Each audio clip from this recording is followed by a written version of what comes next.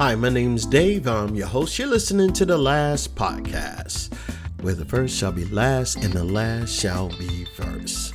If this is your first time listening, welcome. And if you're returning, welcome back. Today, I want to talk about tense. That's right. And I know this might ruffle a few feathers, but it's okay. It's okay. I'm just going to go ahead with this anyway. I'm going to talk about first a lady by the name of Samantha, who was 32 years old. She was bright and ambitious. She was deeply kind, but always saying, someday I will.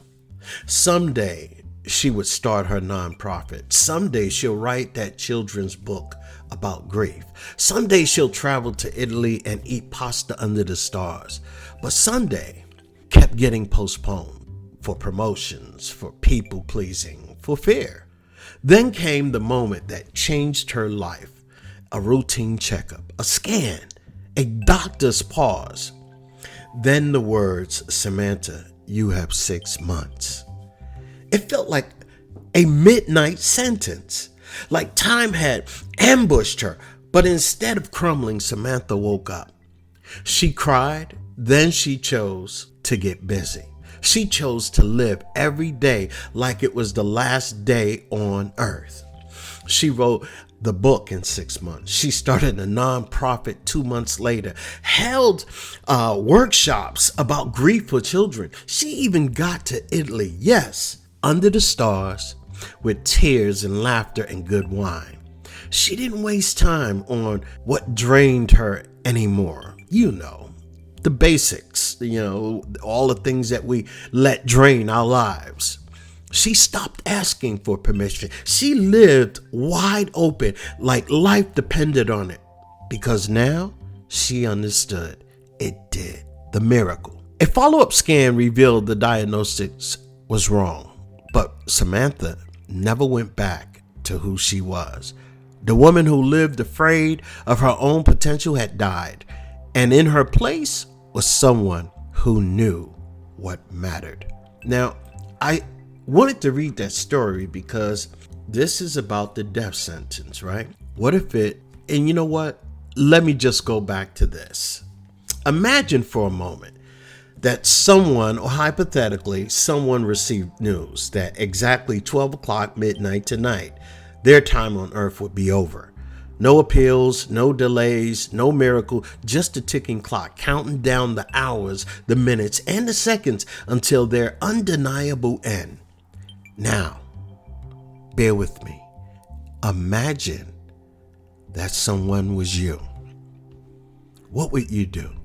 Would you keep scrolling on your phone, numbing the moments until that passing time would come? Would you chase one more argument? Would you even scroll one more feed or binge watch the series that you always wanted to watch? Or would you finally try and complete something, or say goodbye to your loved ones, or pass on nuggets of golden wisdom? What would you do? Would you finally make that call that you should have called someone? Would you probably give someone forgiveness? How about that song that's buried in your chest? Would you finally write it? What about the business idea, the apology, the prayers? What would you do?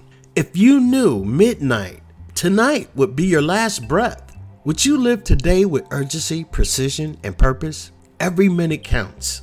Every word would matter. Every breath you take would be precious. The truth is, we all have a midnight. Maybe it won't be tonight. Maybe it won't be this year, but midnight is coming for us all. And the tragedy isn't that life ends. The tragedy is that so many of us wait until we're staring down the end before we truly start living. Or sometimes we just find that it's way too late. It's nothing we can do with the little time that we have left. But let me ask you something. What if you could flip the script right now? What if you can live like you were on the clock, not in fear, but in a fierce focus?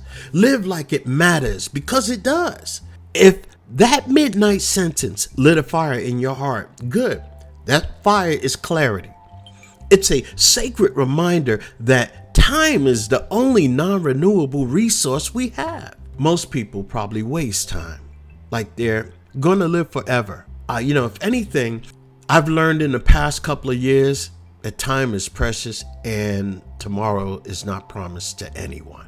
Don't put off the dream, the change, the conversation, or the risk.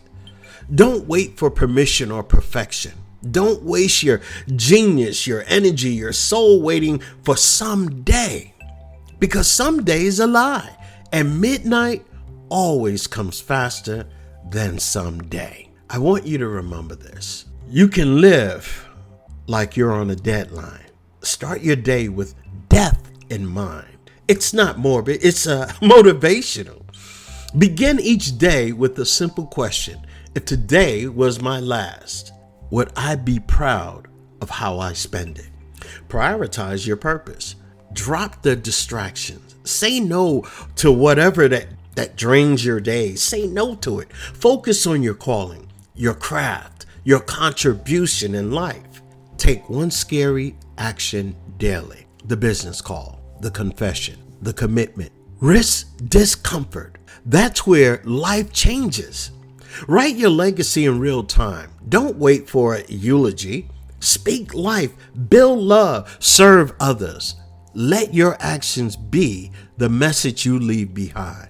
Live with unreasonable gratitude. Every moment is borrowed time. Treat it that way. Say thank you. Say thank you often. Even for the small, the hard, and the overlooked. Say thank you. Hey, I wanted this message to be short, so I hope that you would take this to heart. And believe me, this moment in life that we live it like it's precious, because it is. And believe me when I tell you, you never know what will happen tomorrow. So make sure you can plan for tomorrow and plan with purpose. Work like your life depends on it. Dream like midnight is close. Love like time is running out, and live like you mean it, because you do, and it does. Let every tick of the clock remind you midnight is coming. What will you do before it gets here for you? My name is Dave. You're listening to The Last Podcast. Do me a favor, subscribe and like this podcast. I really appreciate you listening. I wish you a fantastic day. And don't forget to stop by on Friday. I'll have a brand new poem for Poetry Friday. Have a blessed day. So long.